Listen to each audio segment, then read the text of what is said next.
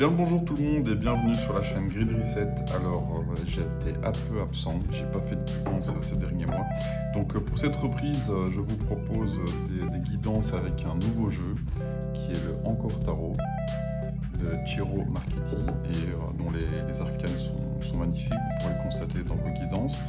Donc voilà, j'en profite aussi pour vous signaler que ces guidances sont très génériques, qu'elles ne parleront pas forcément à tous les chemins de vie au même moment. Donc si ça ne vous parle pas, ne prenez pas la tête, vous passez sur une autre chaîne ou vous passez simplement votre chemin. Et puis si ça vous parle et si vous avez envie d'approfondir certains messages, n'hésitez pas à me contacter. Mes coordonnées seront dans la barre de description. Vous pourrez me contacter via mail ou via WhatsApp. Et aussi, j'en profite aussi pour vous signaler que j'ai suivi une formation au tarot avec Jérémy Beck, qui a sa chaîne officielle, qui est un très bon cartomancien et que je suppose vous connaissez également si vous suivez un peu les guidances sur YouTube. Et donc voilà, je vous mettrai les coordonnées de son site aussi dans la barre de description. Tout ça pour vous dire que cette formation est très bien faite, dans la bienveillance, avec des supports vraiment super bien faits, avec une écoute de chaque participant et de chaque étudiant. Jérémy et son ami Jérôme ont fait vraiment un super travail pour présenter et proposer une formation au tarot de manière très ludique et pédagogique. Donc voilà, si vous avez envie aussi d'apprendre le tarot, n'hésitez pas à aller y faire un tour pour la prochaine session de formation. Et en attendant, moi je vous souhaite une bonne guidance. Ciao! Hello les chemins de vie 5 et bienvenue sur ma chaîne Green Reset. On va passer à votre guidance pour le mois d'août 2024. S'il vous plaît, mes guides, quels sont les messages pour les chemins de vie 5 pour le mois d'août 2024? S'il vous plaît, mes guides. Chemin de vie 5, mois d'août 2024. S'il vous plaît, l'univers et mes guides. Quels sont les messages pour les chemins de vie 5 août 2024, s'il vous plaît. Hop. On va aller voir déjà ce que la coupe peut nous dire. Alors, cavalier d'épée. On a des nouvelles idées. On les met... on les communique, on y va. Attention avec le cavalier d'épée, des fois il est un peu rentre-dedans, quoi. Donc à voir ce que vous aurez dans le reste du tirage, quoi. Mais en tout cas, on véhicule ces idées, on les fait avancer. Et l'étoile. Du coup, vous avez peut-être des communications, des intuitions, des signes, des choses qui vous font dire que vous êtes sur un chemin bien spécifique et donc vous avez peut-être envie de le communiquer. Ou en tout cas, vous recevez des messages, des fois peut-être un peu rapides, des messages un peu rapides qui vous arrivent et vous dites est-ce que tout ça c'est réellement des messages de l'univers? Sans doute oui, puisque vous avez l'étoile. On va aller voir pour la guidance générale avec une carte pour votre situation présente, une carte pour votre blocage, votre situation passée récente, ce que vous avez en conscience, ce qui vous est inconscient, votre futur proche, crainte ou espoir, les énergies extérieures,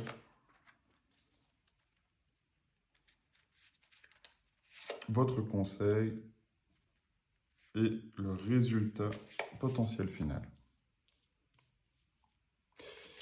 Allez, on y va. Alors, qu'est-ce que ça vous dit pour les chemins de vie 5? Vous avez un 7 d'épée. Il est tombé pas mal de fois aussi, le 7 d'épée, pour d'autres guidances. Alors, 7 d'épée, vous avez peut-être l'impression d'être un peu manipulé, peut-être qu'on parle un peu dans votre dos, qu'il y a de la diffamation, des choses qui sont un peu cachées, qu'on veut un peu vous voler des idées ou en tout cas profiter d'une certaine situation en émettant des des paroles qui sont pas forcément justes, qui sont un peu malveillantes ou calomnieuses. Ou en tout cas, ça peut parler de ça. Alors ça peut être aussi des idées vraiment propres à vous, internes, qui vous parasitent et qui vous font douter sur votre vérité, notamment sur, si on a vu à la coupe que vous aviez l'étoile et un cavalier d'épée, bah, peut-être que vous avez dans votre entourage des messages qui sont véhiculés, où vous sentez qu'il y a vraiment un truc à comprendre, que forcément il y a un message de l'univers, mais c'est pas forcément dit de la manière la plus... il n'y a pas forcément de tact, des fois c'est un peu brut de décoffrage. On va voir ce que le reste des cartes vont dire. Alors, en blocage, vous avez un 10 de denier. Vous êtes dans une abondance, enfin une abondance, en tout cas dans un confort matériel, un confort. Ouais, vous vivez dans votre foyer, en tout cas dans votre cocon familial ou dans votre maison ou dans les choses vraiment concrètes, matérielles de votre vie. Il y a quand même une certaine stabilité, une certaine abondance. Mais peut-être que vous vous en rendez pas forcément compte parce qu'elle arrive en blocage. Peut-être qu'il y a d'autres choses qui vous prennent la tête justement avec ce 7 d'épée et donc que vous vous en rendez pas compte qu'il y a quand même une certaine richesse. On n'est pas obligé d'avoir plein d'argent. C'est juste qu'en fait, quand on se rend compte qu'on a déjà forcément un toit, de quoi manger, peut-être un travail, ben c'est déjà très bien. Et ça, peut-être que vous en rendez pas compte ou ça peut être quelque chose qui vous bloque parce que vous voulez atteindre cette sensation de confort matériel et financier et vous y arrivez pas parce que peut-être qu'il y a des gens qui vous en empêchent. Un voilà, que ça passe un peu derrière votre dos avec un CDP ou que c'est vous-même qui vous mettez ces barrières mentales, quoi, pour justement ne pas atteindre cette sensation de confort et de stabilisation, ouais, d'être bien ancré dans les choses matérielles et concrètes. Alors, qu'est-ce que vous avez en passé récent? En passé récent, vous aviez un 8 d'épée. Avec le 8 d'épée, en fait, on se sent emprisonné. Comme cette personne qui est là, mentalement, en fait, on a l'impression que tout ce qui nous passe alentour, toutes les communications, les idées, on est beaucoup quand même dans le mental et on se sent figé, bloqué. On a l'impression qu'on ne peut pas s'en sortir. Et en fait, ce qu'on ne voit pas dans ces situations-là, c'est que en fait, on peut se libérer. On peut se libérer de ces 8 épées parce qu'en fait, la personne, quand on voit sur l'image, elle a les yeux bandés et elle a les mains attachées, mais rien ne l'empêche en fait d'attraper une épée avec ses mains et de trancher ses liens. Mais on ne s'en rend pas forcément compte. Avec un 8 d'épée, on se sent vraiment emprisonné dans ces idées qui nous prennent pas encore trop la tête, mais on ne sait pas trop en fait comment on va s'en sortir, quoi. D'accord? Et donc peut-être que du coup, c'est vraiment quelque chose de très personnel où vous vous sentez enfermé comme ça et que vous redoutez peut-être, mais c'est pas forcément vrai, c'est peut-être aussi dans votre tête que certaines personnes médisent de vous ou en tout cas parlent dans votre dos. Alors, en ce que vous avez en conscient, vous avez la papesse. Donc, ça c'est bien parce qu'en fait, vous allez faire confiance quand même à vos intuitions et à votre expérience, à votre vécu. La papesse, elle fait confiance à son intuition et c'est une énergie très féminine, très yin, d'introspection, où en fait on va chercher au profond de soi euh, sa sagesse, parce qu'elle est quand même, c'est quand même quelqu'un qui symbolise aussi la sagesse, la papesse, mais elle profite aussi de ses expériences vécues, quoi. Donc des choses qu'elle a déjà vécues et qu'elle va pouvoir se dire, ok, ça je le connais, ça je l'ai déjà vu, ça j'en ai l'expérience, et donc en fait, elle connaît. Je connais parce qu'en fait je l'ai déjà expérimenté. Et donc en fait je vais m'intérioriser pour me remettre dans cette situation que j'ai déjà vécue et en tirer vraiment les meilleurs avantages parce qu'en fait, je sais comment ça va se passer, quoi. Et mon intuition va m'aider à m'en libérer, à libérer peut-être du 8 d'épée. Ce dont vous avez besoin de prendre conscience. c'est qu'en fait, vous pouvez aussi lâcher prise. Et justement, on avait l'étoile tout à l'heure à la coupe, et c'est de vous dire aussi, j'ai la foi, je me pars à l'aventure. Euh, le mât, le fou, il se laisse guider par les événements de la vie, par sa bonne étoile, et il va rencontrer les aventures qu'il aura besoin de vivre pour justement progresser, pour comprendre ce qu'il est venu incarner dans cette vie. Et, euh, et donc, lâchez-vous, vous n'en avez pas conscience, mais laissez aller les éléments, laissez aller l'univers vous guider, faites confiance aussi un peu à la vie et lâchez prise, quoi. D'accord? Alors, dans votre futur proche, vous avez un 3 de bâton qui est aussi sorti dans beaucoup de guidances. Donc, le 3 de bâton, ben, ça peut parler de déplacement, de collaboration, et des choses qui vous donnent envie de mettre de l'énergie et de les réaliser. Et donc quand on part à l'aventure, hein, peut-être justement une fois que vous aurez conscientisé, mis en évidence que vous avez besoin de lâcher prise, de vous laisser guider par les événements, peut-être qu'il y a des collaborations, qu'il y a des rencontres, euh, des opportunités qui font qu'en fait vous allez vous aligner dans une énergie constructive et motivée par d'autres personnes, par un petit groupe qui a envie de se lancer aussi. Donc, je pense que le 7 d'épée ici, c'est des choses qui vous sont propres, c'est des barrières mentales que vous vous donnez, et qu'une fois que vous aurez intériorisé tout ça avec la papesse, et que vous serez dit, ok, tout ça, je l'ai déjà vécu, en fait, je me prends la tête pour rien, euh, j'ai ce qu'il me faut avec le 10 de denier pour pouvoir vivre, je peux me permettre aussi un peu de lâcher prise et de partir un peu à l'aventure et de me laisser guider par mes envies, par mes passions aussi, et peut-être avec d'autres personnes, parce qu'il n'y en a qu'un 3, on collabore dans une aventure, un voyage, un projet avec d'autres personnes, sans savoir ce que ça va donner au final. Vous voyez le personnage un peu ici sur la carte, ben, il peut encore un peu douter, il se demande qu'est-ce qui va m'arriver. Mais bon, maintenant c'est lancé, hein, donc il y va. Ses bateaux sont prêts à partir et il part à l'aventure en explorant. Alors, votre crainte et espoir. Crainte et espoir, vous avez le diable. Donc, peut-être que vous avez peur de lâcher quelque chose, de lâcher une situation dans laquelle c'est connu, c'est confortable. Donc, on parle de zone du confort. Moi, je préfère parler de zone du connu parce que c'est des choses sur lesquelles vous êtes attaché. Euh, et inconsciemment, en fait, on vous demande de les lâcher, de lâcher prise.